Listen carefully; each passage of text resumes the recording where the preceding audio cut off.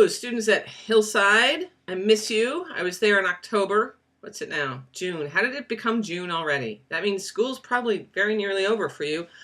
And I got these awesome questions that you asked after you read Reality Boy. I know it's backwards. I can't undo the backwardness of video on this computer, so you know what it looks like. What I usually like to do when I get questions like this is I don't look at them first. So it's just like you asking me if I was there in person. Okay, so I'm just going to read the letter and we'll go from there. All right. Oh, comments. I love comments. You thought some parts were laugh out loud funny. Yeah, me too. Because it's a sad story, but you got to keep people laughing sometimes. I'm glad that Gerald sounded real to you. That's the point. That's what I do with all my characters, or I try anyway. I'm glad that you were entertained. Glad you like the cover art. I do too. Isn't it fantastic? That is some cool cover art. It's called glitch art. There's other, if you look and if you Google glitch art, you can find some really cool glitch art out there. My cover designer is so smart. And I'm so glad you got into the book right away. That was the point. And I kind of wrote it that way too. The minute I wrote it, I wanted to I wrote the prologue, the very first part. And, but I was in the middle of writing, finishing my other book that was due that year. So I couldn't get straight into the book. I had to just write that prologue and put it aside, and then get back to it another time. But it was so cool because the prologue was so grippy even to me that I was able to just sort of get right in. So I'm glad you like that too. Me too. It helped a lot as a writer. I can tell you that now because I have a beginning that's not so grippy and it's getting a little tough to write the book I'm trying to write right now. But you have 6 questions here. So the first one was, why was Joe Jr. swearing covered up with asterisks and symbols instead of putting the words in?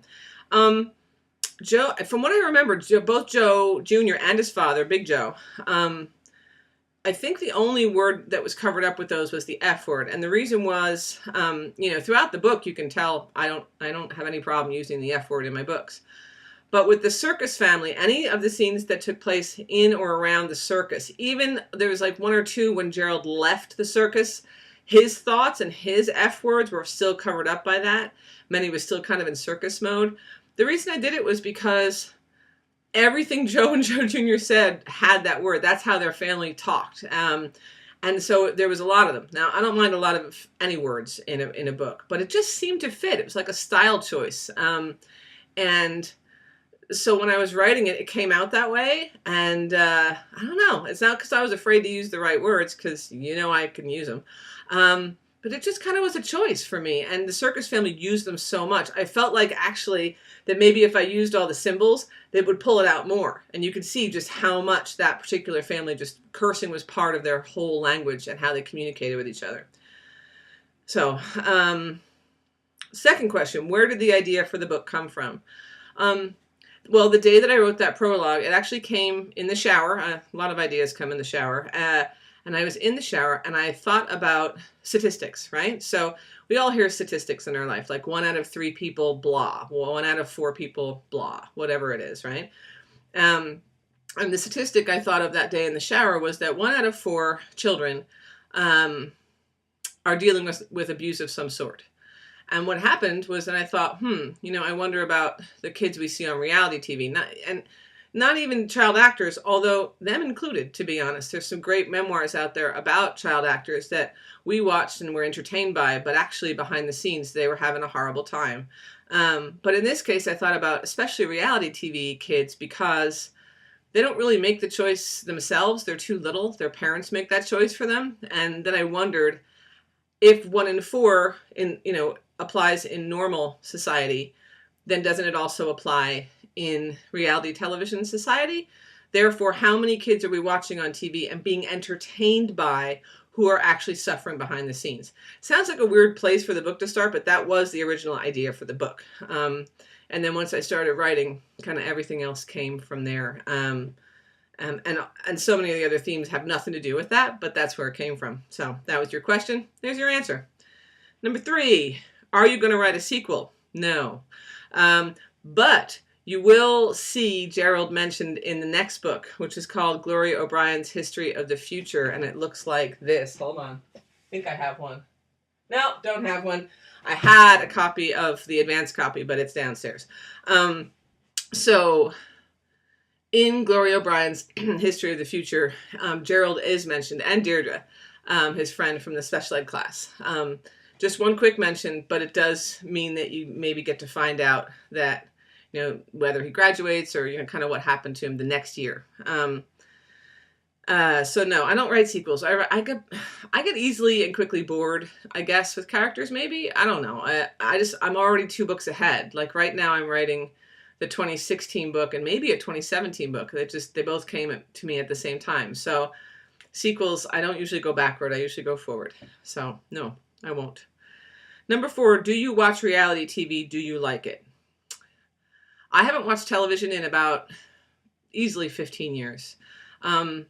I used to turn it on every now and again if there was a storm due, just to see, but then I realized no weatherman or woman can really predict truthfully what's coming, so I don't even turn it on for that anymore. So I have a very different worldview from people who watch TV, especially TV news, or I call it newsertainment because it's not the same as what news used to be when I was a kid.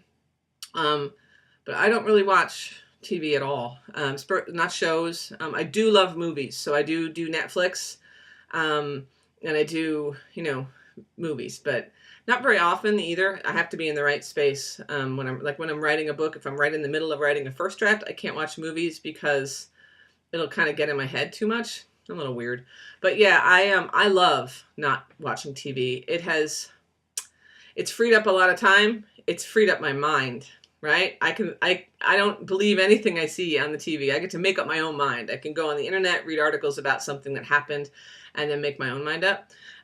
Instead of having talking heads tell me what to think or whose fault everything is, which is what half the news programs seem to be about these days. So no, don't watch reality TV, and don't feel either way about it. I don't judge people that watch TV.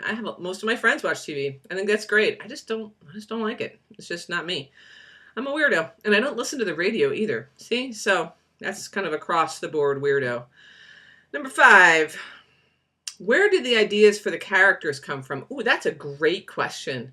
The ideas for the characters, depending. Okay, so all of them are a little mixed up. Like the family itself, the sister and the mother, and the father, I guess, and then the other sister who's over in Scotland. That family is kind of is a mix of a bunch of different families and people that I know, and I kind of put them all in this one family to see how it would work out. I write by the seat of my pants, so I never know what's going to happen at the end, right? Until I get there. So it's a little bit like reading. The way I write a book is kind of like reading a book. So yeah, I took these characters and thought, well, let's see how it'll work out. And in the end, I kind of realized that especially the mother and the sister in this story, who really ran the household by being so really disturbed and not well, I really think they're not well, that they really gave Gerald and his father no choice but to seek freedom somewhere else. And, in our society, I've been saying this recently when people ask about this book, in our society, we have a really funny double standard. Oh, we got a million of those. But I mean, one, when it comes to leaving a family or a child leaving an environment that's harmful, or let's say a woman who's in a very harmful relationship, well, she should leave. And that's great. That's very hard. I've worked with people who are in that situation, and I've known and loved people who are in that situation. So it's kind of hard to leave. So first we judge them and say they should leave if there's bad things happening to them. Second of all, if it's a child, children can't leave. They're stuck, as you well know, right? But then on the other side, when they do leave, people are like, well, why didn't you give it a better try? So I find that we have this double standard, and it kind of bugs me out. So when I got to the end of the book, when I put these 2 people who are, like I said, they're mixes of real people that I know, and in fact, 2 of them, those 2 are, the mother and sister, are toned down from the people I know. But it's not, I never write about one real person. That would be unfair, it would be wrong, it would be all sorts of messed up. I'd never write about real people. But they're kind of a mix of a few people I know, and then a mix of people you kind of make them a little different in your head. And the father was another totally different, from a different family, and several different fathers that I know, and I put them into that father. And then The rest of them just came to me. I mean, when they show up, they show up. That's it, you know. Somebody once asked me where Jacko, the fake Jamaican, came in, right? And they were actually they were offended by the fact that I called Jacko a fake Jamaican. And when in actual fact, he is Jamaican, but he moved to, you know, America. And, but they were offended by this. And I said, I had to explain that, you know, my daughter was born in Ireland, but she moved to America when she was 2, the way that, Jacko did as well. But the reason I called him a fake Jamaican is because there he is. He's got this nice middle-class life, and he's got this nice existence. But when he wants to get on Gerald's nerves, he brings back this hardcore, you know, trench town Jamaican, which he's never experienced. That's his fake Jamaican. And so this woman, when she questioned me about it, I eventually said, look, if my daughter put on a hardcore, you know, Irish, you know, whether it's whatever part of town they're from, there's, you know, a hardcore mean Irish kind of attitude, I would call her on it, you know, like you're either from there or you're not, you know. So, you know, all the characters are different, but they come to me as I write. Anyway, okay, so that was 5. So 6, last question, is why Snow White in Jersey? Why not a different princess? Interesting question. I don't know a lot of princesses. Snow White showed up because she did, same as anything else in my books. I don't plan, they just show up. But actually a bunch of different Disney characters showed up in Jersey. And as I revised the book, because revising is everything, Snow White was the one that just kind of stayed, and those other Disney characters went away.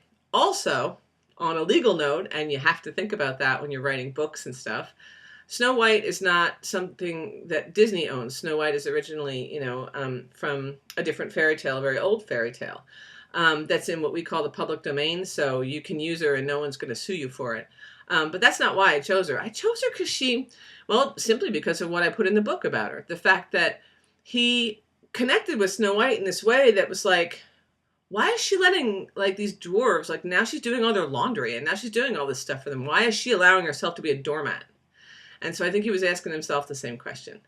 And as for the other princesses, I'm not au fait. I'm not sure if you noticed when I was up there, but I'm not really the biggest princess fan. No offense to any princess fans out there. That's cool. I got 2 little girls. They're princess fans. So I do know a few of them, but I don't really know many others. And Snow White just seemed to fit. So that answers your question. Thank you so much for reading the book. I'm really glad you liked it. This book meant a lot to me when I wrote it. It was important for me to write as a writer. I wouldn't write anything if it wasn't important for me to write. I don't write to a market. I don't write to impress anybody. I just need to get stuff out of my head. And Gerald spoke to me and wanted to get his story out. So I was so glad that I could. And I'm so glad that you enjoyed it. So thank you very much. Hillside, I will maybe see you soon again. You never know. I come to Rochester quite a bit. I am coming up for Rochester Teen Book Festival. If you guys don't know about it, it's a fantastic festival that you can go to. It's free. And it is next, I think it's May. I don't want to guess. I think it's May 17th. But if I'm wrong, just go to the Rochester Teen Book Festival website. And it's just a great free event where there's loads of authors and great books. So anyway, thank you very much for reading and listening and asking so many smart questions. All right, see you later. And if you liked this book, you should read Everybody Sees the Ants. You dig that. Everybody Sees the Ants is, I'll show you. Everybody Sees the Ants is somewhere. It's got to be here. Oh, man. Oh, there's one. This one right here. If you like Gerald and you liked the story behind Reality Boy, you should read Everybody Sees the Ants. You can find me on Twitter and Facebook and all that stuff. And thank you again for everything. All right, see you soon. Bye.